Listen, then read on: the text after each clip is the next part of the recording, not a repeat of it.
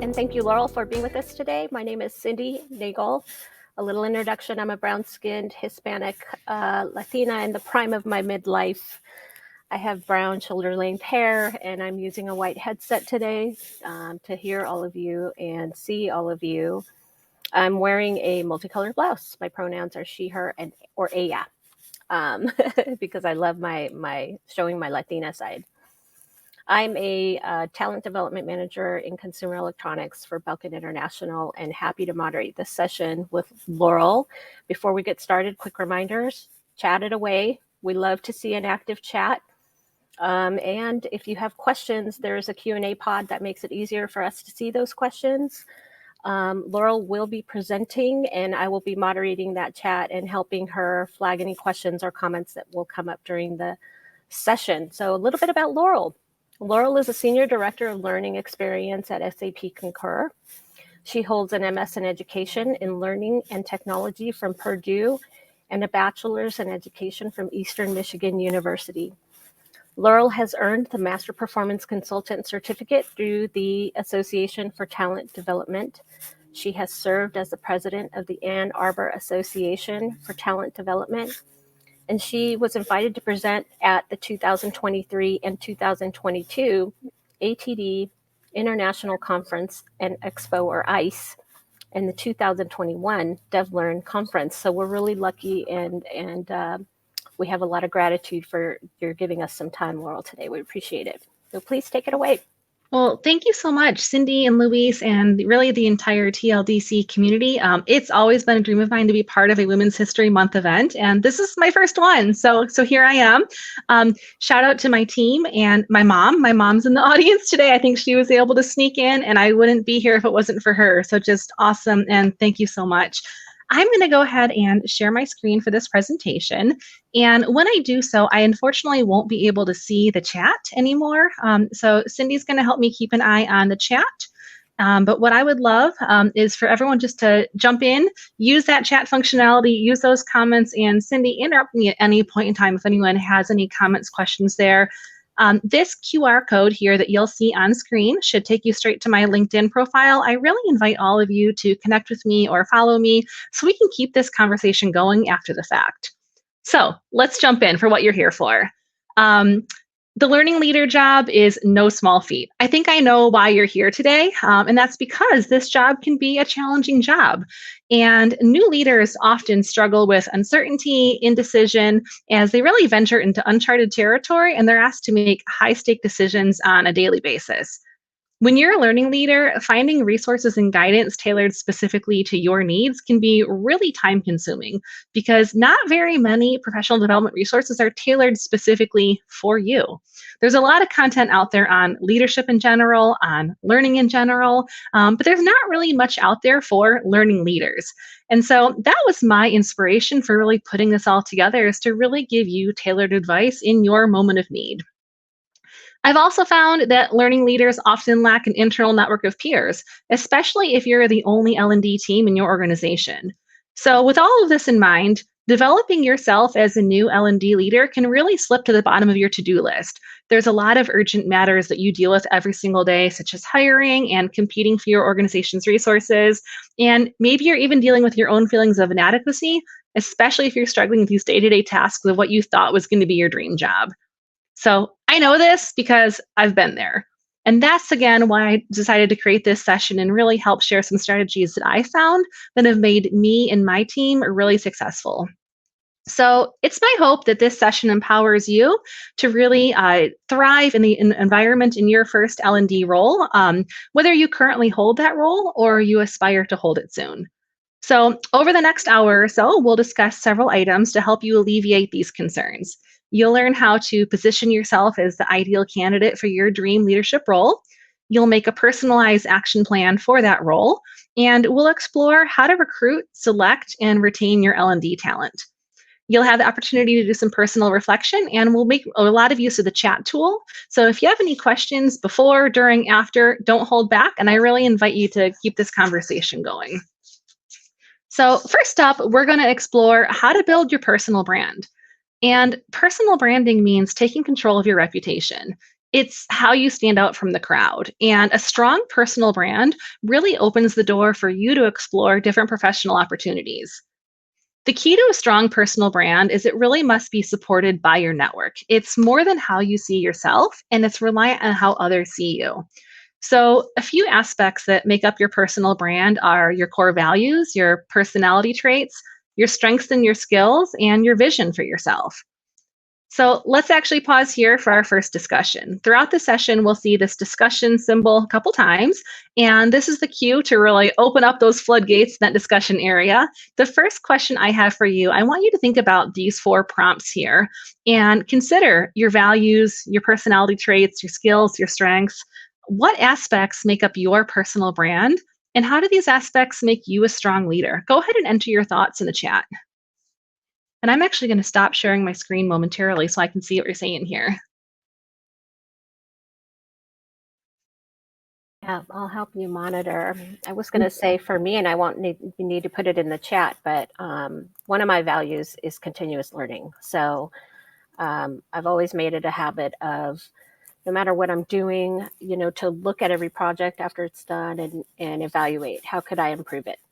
So my personal value, what that means to me is to always look around me and see what I can do better, or what we can do better. Love that. Seeing a lot of great things in the chat too. A lot of inclusivity, authenticity, encouraging, love of learning. Yep. That's fantastic. All right, let's get this going again. So thinking about these items here. And what I want to also encourage you to do, beyond just putting this in chat, I really encourage you to say this out loud. Cindy, I love what you did there. I promise Cindy didn't know this next prompt was coming, but beyond just thinking about it and typing it in a chat, I really want you all to practice saying it out loud. I think there's a lot of power in hearing yourself describe what makes you a strong leader.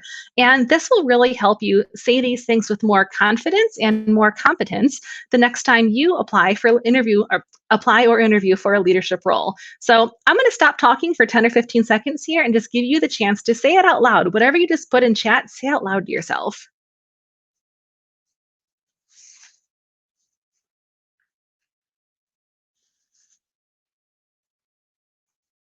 All right. So now that you've identified your values and your traits and other really important aspects of your personal brand, it's time to think about how these aspects impact how you show up at work. It's not uncommon for leaders to feel imposter syndrome, especially when they're new in their role, or even if you're only even considering applying for a leadership role. So it's really critical to know the value you bring and that you can have the confidence to pursue these opportunities and the fortitude to succeed once you're in the role. Many years ago, I actually began my career as a high school teacher. Probably many of you did as well. And at the time I was in the classroom, I really wasn't much older than the students, and standing up in front of the class could be really terrifying at times. So, a teacher I was working with told me I needed to develop a teacher persona. I needed to radiate confidence, assume a position of authority, and really establish that I was the leader in that setting. And now, high school students really present a lot of challenges you don't face in your typical corporate job. But what I realized when I was applying for my first leadership role is I needed to develop that leadership persona, that persona of who I wanted others to see me as. And so I thought back to those early days of teaching, and really the same lessons applied. So, to establish my leadership persona, I did a couple of things here. I stepped up to lead larger projects at work. I made my vision known, and I wasn't shy about sharing the fact that I aspired to hold a leadership role. Outside of work, I volunteered on a nonprofit board of directors. That was the ATD chapter that Cindy mentioned earlier. And through that experience, I gained actual leadership experience that I wasn't getting yet at work. So when I interviewed for a leadership role, I had actual experience to talk about. And taking actions based on my values, my personality, my skills, my strengths, and that really led me to embody that leadership persona that I wanted to be several years ago. And I hope you all know the workplace needs good leaders. And if you have the desire to be one, you can find the courage and the confidence in yourself to really rise up. And having that clear confidence of what your personal brand is and really intentionally taking actions to present yourself as a leader will really go a long way to helping you succeed in that leadership role. So once you have that role, a really great next step is defining who your team is. And you'll want to take a few actions early on in your current environment and really start plotting your path ahead for where you want to go with the team. So, a practice that my team has found really helpful is to conduct a SWOT analysis. And this stands for strengths, weaknesses, opportunities, threats.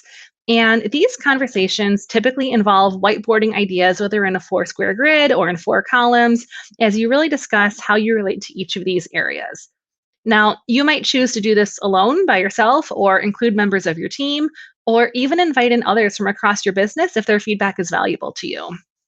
And this might seem like a really simple exercise, but I've actually found doing this annually with my team is really valuable for all of us. We use an online whiteboarding tool because we're permanently remote, so we're all virtual. And through that tool, when we do our SWOT analysis, we all annotate each other's ideas with reactions and comments and sticky notes.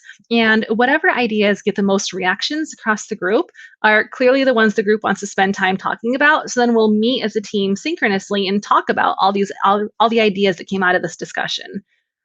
And we found that doing this year over year, some themes remain true, some disappear over time, new trends emerge. And this reflection process is really valuable for us to look back on over time, and it helps us plot the path ahead too. This is also our first step every year in setting individual and team goals. So, for example, anything that we say is a weakness could become a goal for either an individual or the team as a whole to work towards fixing. And threats are items that we hope to eliminate or influence.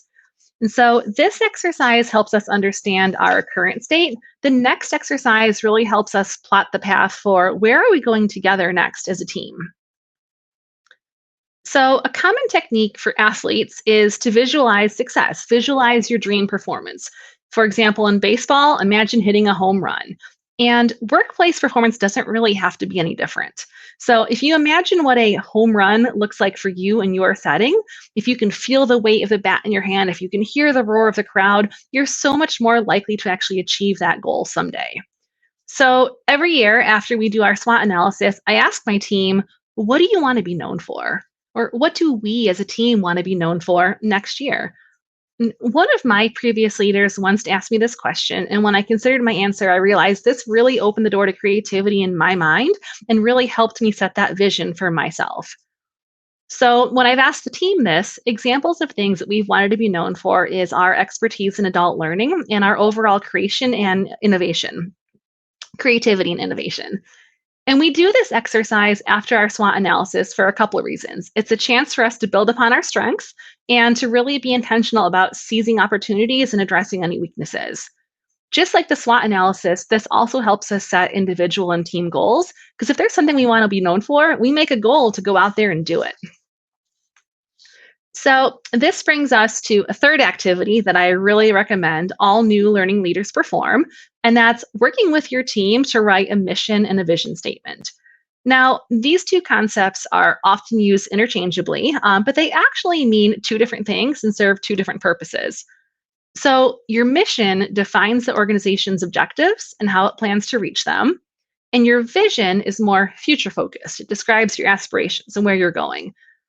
And even if your company as a whole or your larger department has mission and visions in place, there's a lot of value in drilling down into your specific team and identifying what are your unique values? What's your unique purpose? How do you uniquely bring value to your department, to your wider organization? And what we found with our team is that having these mission and vision statements in place has been really impactful, and it helps align us into a really cohesive group with a shared mindset. So, shortly after moving into my leadership role, I led the team in writing our mission and vision together as a group. And we did this as a group because it really empowered each individual to have an equal voice in defining who we are as a unit. And we look at these statements annually. And so we have them posted, but they're not carved in stone. And we can and we do, and we really must update them over time, because just like the business changes and evolves over time, we want to make sure that our group does as well. And changing these over time helps us be a little more agile and respond to change in our business when it happens. So think about this in relation to how learning objectives frame the focus of a course. Having this shared definition of who we are and where we want to go has really led us to work in harmony. And it's helped us with everything from making sure we're taking on the right projects because let's face it, not everyone in the business knows what a learning experience team does or is supposed to do. So this helps us take on the right projects. This helps us hire the right individuals to join the team. And this really helps us support the business as only we can as the L&D experts that we are. So a couple of these things like the SWOT analysis and the mission and vision really require more time than we have here together today. But one activity that we can do is a quick brainstorm of you envisioning your future state. So let's pause for our next discussion. And I'm curious, what do you want yourself and your team to be known for? I'm going to stop sharing again because I'd love to see the chat for this. But the question prompt again is, what do you and your team want to be known for? I'd love to hear your thoughts in chat. I've added the question into the chat as requested. Somebody requested that. Thank you. I'm sorry to make the questions go away when I stop sharing, but I don't want to miss the chat. I'm so curious to hear what everyone says.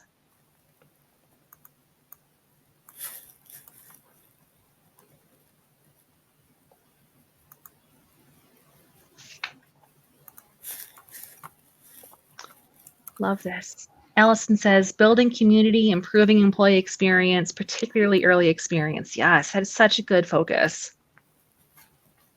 Anyone else? What do you want you and your team to be known for? What do you want others in the business saying about you, thinking about you? I like Caroline's comment of honor, integrity, work ethic, value enhancement, support and engagement, collegial support and engagement. Love that. Love this. Great. All right, let me get the share going again. Love that, Laurel. And I just wanted to add that a team mission statement, mission vision statement can be critical because it really helps to remind yourself and in terms of, I see my audience as my internal customer, right? So whatever service I'm providing for them and the training that I'm giving is important. So that requires a mission and value statement for sure. Absolutely. Absolutely.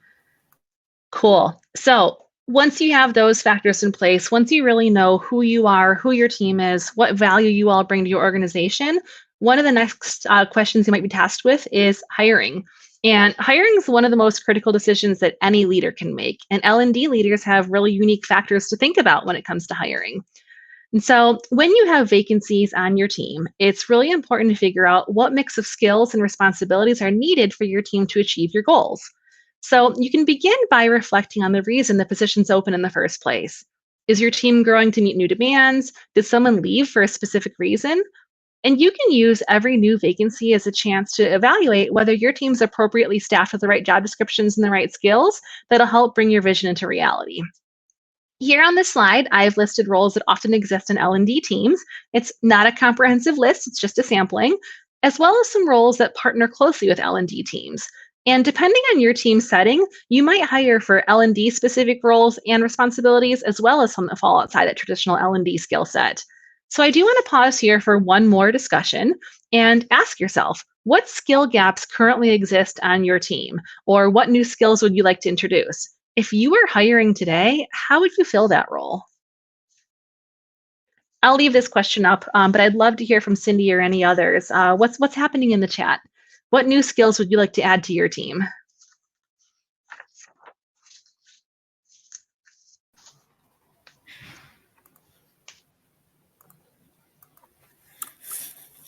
I'm a team of one. So for me, skill building is a personal decision. It's an ongoing decision too. Right now, I'm working on trying to understand how I can use more of the ChatGPT AI functionality in my design. Yes. I bet you're not the only team of one here on this call today, and I realize I'm talking a lot about teams being a large group, but in just a few moments here, we'll have some content on how to retain people, especially when they are that team of one, because teams of one really face a lot of pressure that the large groups don't necessarily face. So we'll get right back to that in a few minutes. So I'm glad you brought that up. I also love Claudia's comment of data analysis. That's huge. That is huge, huge. It's so important.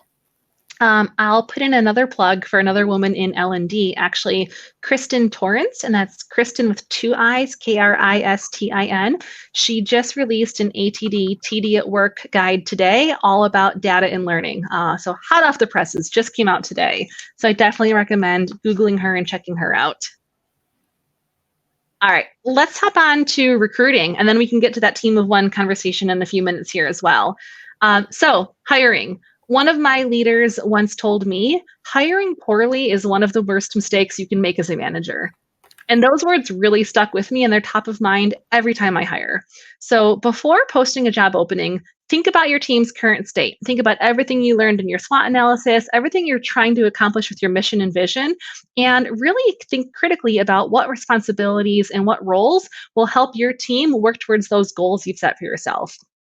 If you've identified any gaps in your abilities or performance, a new opening gives you the opportunity to bring on new talent and help close those gaps. So, first up, you want to determine the title and job description.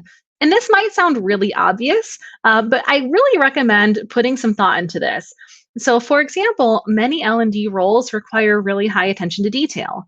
And candidates who fit that description are going to look over every word in that job description and think, should I even apply for this? And so the first place to really catch their interest and to get it right is that title and that job description. Titles are the first thing they're going to read there. And so think about factors like the responsibilities of the role, the positionality of that role within your team or within your business, and industry standards. If you don't have a great title or the right title, or if you have a poorly written job description, you might dissuade candidates from even applying.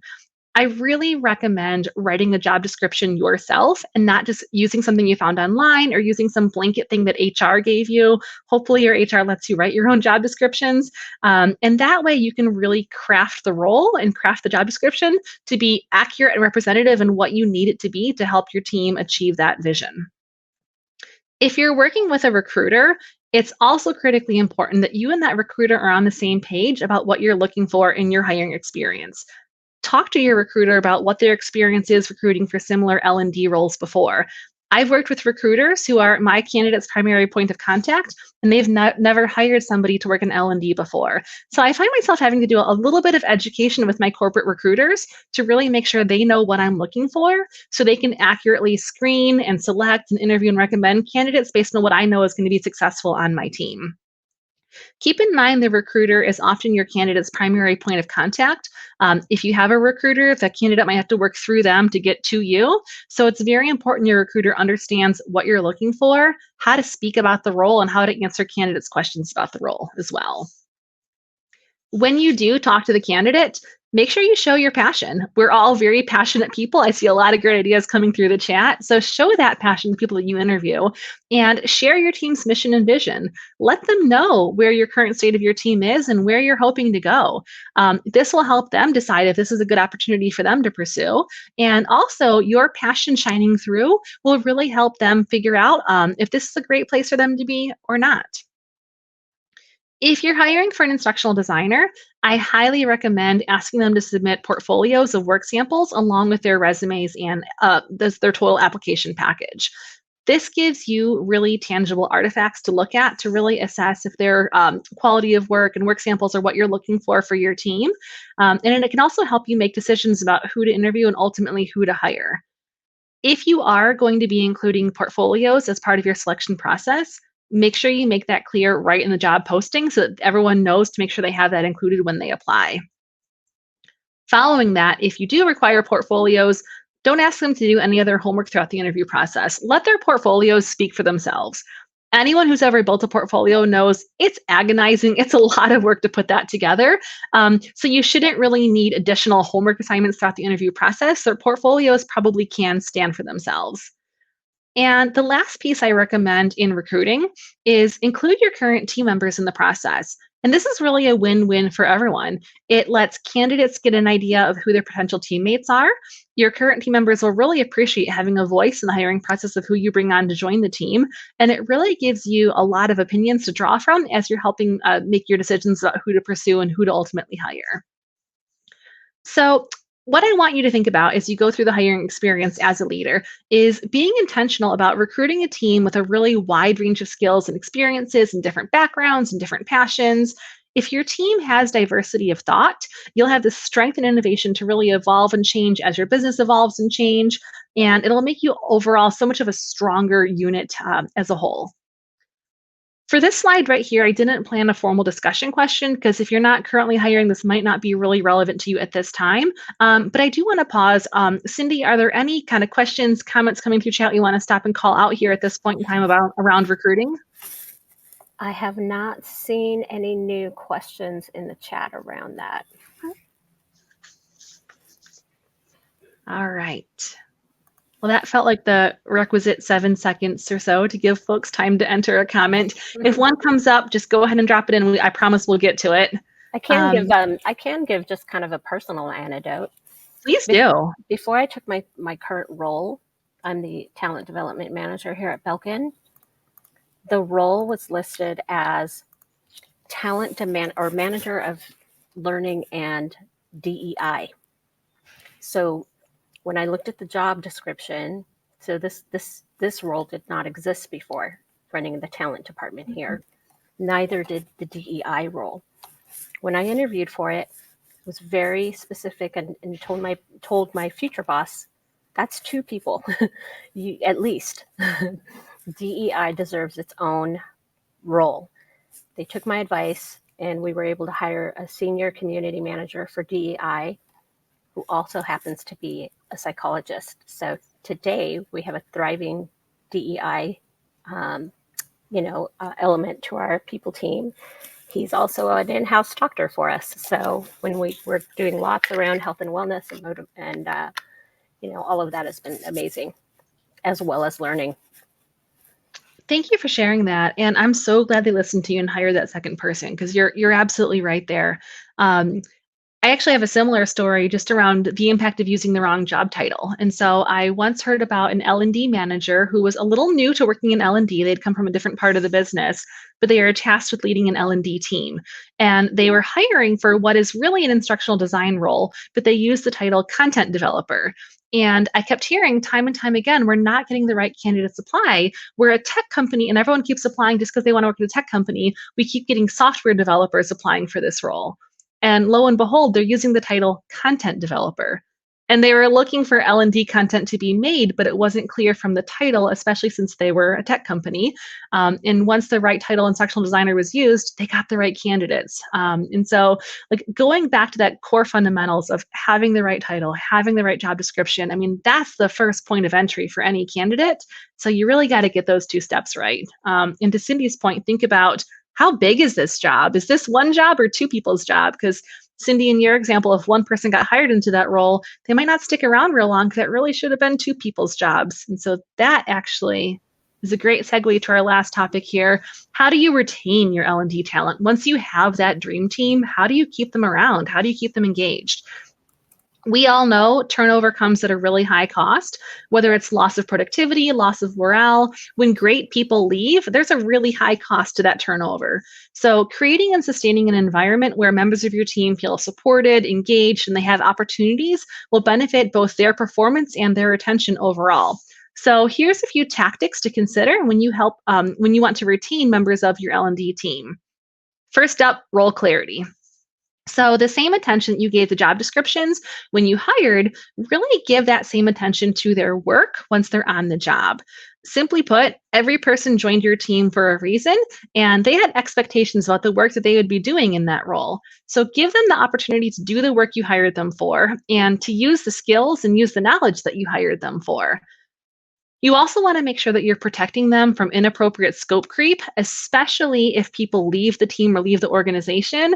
You really want to set boundaries around your team to make sure that their roles aren't ballooning up just because others have left.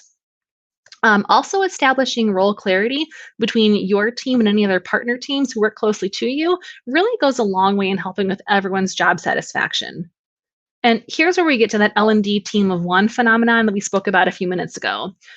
Being an L&D team of one is really common in smaller organizations. And if you find yourself being that person or managing that person, it's critically important that you establish what is in scope for you and what is out of scope for you. Because if you have to balance that trifecta of what do you want to do, what do you have to do, and what can you realistically accomplish, that puts a lot of pressure on you. And that's not an easy task to weigh those three competing demands. And imbalances in this area really lead to high stress for everyone involved in burnout, even if you're a high performer. It's a lot to carry when you're the only person doing this work in your organization. The next tactic I have for managers to help retain their L&D talent is help your employees align their work with their personal and professional goals. So when you have developmental or coaching conversations with your team, ask them what projects, what tasks do they enjoy doing most? What work do they do that they feel is most aligned with their long-term goals? And having this understanding of what makes each of your employees tick and what motivates them really helps increase their satisfaction on the job. And it helps you better align their job tasks with what they really want to be doing to benefit your business. And this might mean going so far as to select certain people for certain tasks, certain projects. If they really excel in leading teams, or they excel in public speaking, or they have high attention to detail, or whatever it may be, try to align the right people with the right tasks wherever you can. And that's a win-win for everyone, especially if they enjoy doing those tasks. And the last tip that I have for you for retaining your talent is think about stretch assignments. For anyone who's interested in growing their careers or expanding their influence, or they've just been there a while, maybe they're getting a little bored, a stretch project is a really great way to give them something new and interesting to focus on. The most important aspect of a stretch assignment is the person has to enjoy this and want to do this. It shouldn't just be a burden that you place on them because they can handle more. But another great thing about a stretch project is it's a good learning opportunity. Kind of like the name implies, you're stretching, you're learning, you're growing, you're reaching into new territories. A couple ideas that I've had for stretch assignments: if the person's interested in L&D leadership, consider delegating tasks of your job to them wherever it's appropriate. This could mean they ride along and partner with you on leadership calls. This could mean they host team meetings in your absence. Maybe they have supervisory roles over other members of the team, that they're that sort of big buddy or mentor to new employees coming into the group. You can also think about who will your successor be when the time comes for you to move on to your next opportunity. And having that successor in mind can really give them the chance to work on some high profile, high visibility projects to really raise their profile in the business. But it also makes it less disruptive if they do move into that role when you're no longer in it. And then outside of leadership aspirations, there's a couple other areas you can explore stretch assignments for your team. You could give individuals opportunity to do some consulting internally with your team, make recommendations. How can the team grow and mature and evolve over time? They could coach the team through adopting a new process. Like, for example, my team started action mapping a few years ago, and we had a couple of action mapping superheroes in the group who really led the others in rolling this out. It could mean leading implementation of a new tool or a technology, maybe a new design tool someone's an expert at, or a new technology like XAPI. This could also mean expanding their reach beyond traditional L&D and building relationships with stakeholders across your business to really raise your team's profile across the organization. The most important thing to think about is if somebody in your team has a special skill or a special talent, whether they come to you with that or they develop it over time while they're working with you, make sure that they can use it here as part of your team so they don't really feel that grass is greener phenomenon and feel like they have to go somewhere else to go do it somewhere else. So that brings me to the end of my planned conversation. I do want to open it up just for more chat, questions, Q&A, all that great stuff. And I do want to put in two quick plugs before we get there. Like Cindy mentioned, I'll be speaking at the ATD International Conference in San Diego in May. My session is actually pre-recorded and it'll be available on demand. It's very similar to what we covered here again today, so kind of a repeat of today. And then also coming up in June, I have a publication coming out through ATD titled Assemble an A-List L&D Team, also very similar to today's presentation. So if you enjoyed this, I do encourage you to reach out and we can continue the conversation offline. But now I'd really love to just dive into the chat and hear what other tips or advice, thoughts, reactions, comments does everyone else have? Well, it looks like we have a question from Ren. How do you establish yourself as a learning leader in a company when the role didn't exist previously? That's a great question. A good question. I have not been in that scenario exactly, because there was a learning leader in my role before me. But I have found myself truly in that position of having to establish myself where the business still doesn't quite understand what my team does, honestly. So a couple things. My team is called the Learning Experience Team. People outside of L&D don't know what that means. Most of my team are instructional designers. People hear that and they think that we're graphic designers, and we get called in to make things look pretty all the time. So even though my role is not new, and I've been in this role 3 years now, so I'm not new in it, I still find myself on pretty much a weekly basis educating the business about what we do. So a couple tips I have. Learn to speak the language of the business. As much as you can, describe things to your business stakeholders using their terms, not your own terms.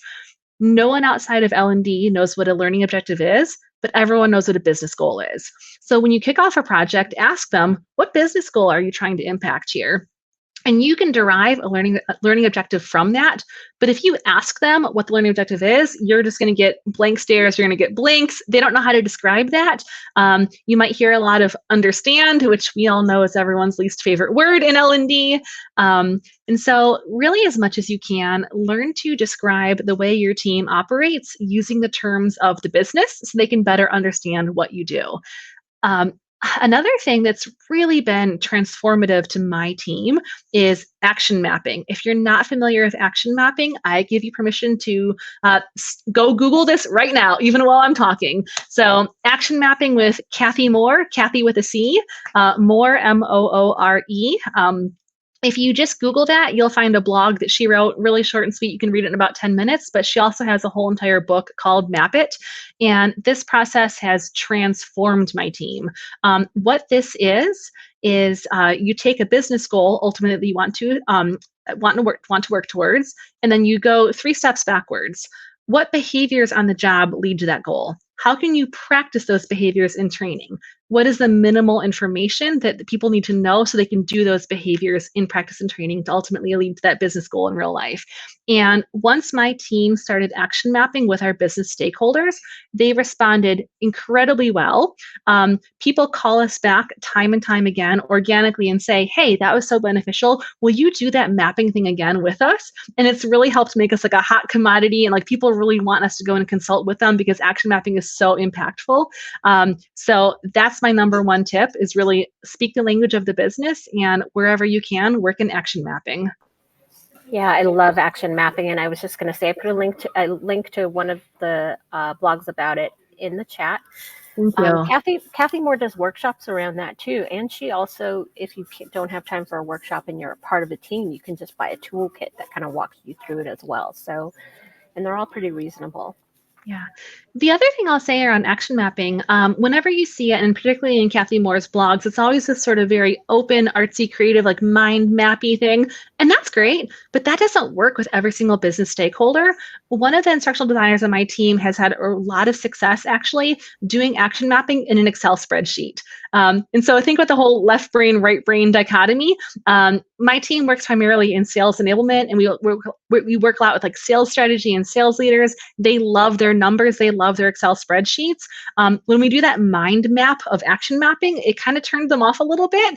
And as soon as we put it in Excel, it's the same thing, same question, same conversation, just Excel columns of what is happening. It clicked. So try Excel if the mind map is a little too artistic for them. Yeah, and then I'll also note that Luis put a link to an interview that he did with Kathy on TLDC back in 2018. So there's a link there. You can go and watch that video. I did want to comment on that question. How do you establish yourself as a learning leader in a company when the role didn't exist? I've done this twice. I worked for my company today. This role didn't exist. So I heard that there was some work being done by the HR team to acquire an LMS, and I had experience in that from my previous role. I was involved in training, but it was a very specific piece of training within the business. And I just, knocked on the door at HR and said, hey, I know something about that. I can help you. So that's kind of how it eventually turned into a role for me. In my previous company, again, it didn't exist. That was retail. So I got into that role through a facilitation um, role. So I became a new hire trainer and a subject matter expert and trained around those parts of the business. And that's how it turned into a training manager role for me. I love it. That phrase that Cindy used, that I can help you, that is so powerful. That can be a great takeaway from today, honestly. Going to your business stakeholders and just saying, I can help you. In a business sense, no one turns down free help. And if you want to dive a bit deeper into that I can help you statement, another book I really recommend is called Training Ain't Performance. It's published by the ATD Press. And they tell you when someone comes to you and says, I need training, and the business loves to raise their hand and say, I need training. And they love to tell you, hey, can you just build me a quick video? Hey, can you just make a e-learning, can you just do this? Can you just do that? And they love to tell you what kind of training they want. But they don't always know if they have the right training intervention in mind or if training can even solve their problem. And that book, Training Ain't Performance, really coaches you to say, I can help you solve your problem. And when you say that, you're volunteering the services of yourself or your L&D team, but you're not agreeing to exactly what they've asked for until you've done your proper analysis and you've really figured out, can training actually solve their problem? Because sometimes your recommendation might be training's not going to solve their problem. And to go full circle back to that question about how do you establish yourself when you're really new in this industry or new in this company, making bad training that doesn't solve problems really only earns you a bad reputation. If your stakeholder comes to you and says, hey, I need a 60-minute Zoom training on whatever topic in my business, and you create that and no behavior changes, there's no impact, there's no results, they're going to think you wasted everyone's time, even though you gave them exactly what they asked for. So really taking that time to do that action mapping, do that needs analysis, and make sure you actually are solving a problem and only using training where training can solve the problem. That's how you build that relationship with them. That you're this trusted advisor that they want to come back to and work with. That's great. Wait, that actually brings us to the end of our session time, actually. So it's a perfect spot to end on. Thank you, Laurel, for your contributions today and all your knowledge. We love it. It's a lot to take in. I put a link to the books you mentioned in the chat as well. And I also wanted to mention that TLDC is a membership. So it's only $10 a month to subscribe if you want to just kind of check it out. But for $75, you can be a full member of TLDC. And we have ongoing webinars weekly. There's something going on, or bi-weekly, and there's conferences like this throughout the year. And that little bit of money helps Luis put on more events. And help pay for some of this technology that we're using. So please take a look at TLDC. I'm going to put a link to that in the chat. And Luis, if you want to come back on stage and say any parting words. Oh, we put the same link in the chat. For doing that. Thanks for doing that, Cindy. I really appreciate it. And Laurel, thank you so much for a great session. Great session. Yeah, and I'm hoping that maybe I'll see you out there. I do like to attend conferences here and there, so maybe I can catch you at an event coming soon. I'll see you there, Laurel. I'm actually volunteering at ATDOC, which tip for you all that can't afford to go, you can volunteer to these things if the event is happening near you and go for free. That's true. And sometime, well, I guess it's only for me, but I think they give media passes for free too. So I have to remember that rather than paying the money to go to an event. But I really want to thank everybody for joining this week and attending for the last couple of days. It really has been even energetic for me. I am so grateful that I've got to be a part of it. And I know that we're going to be planning lots more events. We have AIDC, which is the Accessibility, Inclusion, and Diversity Conference. That'll be coming up in the summer, probably in June. That one is always a really, really active and big one as well. And I'm wanting to do stuff on AI and ChatGPT.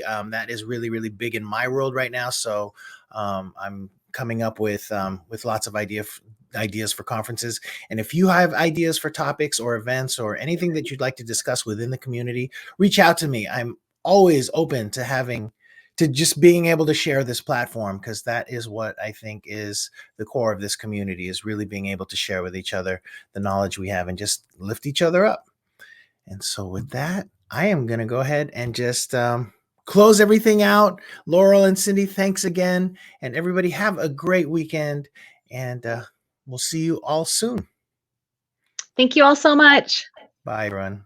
Thanks, everybody.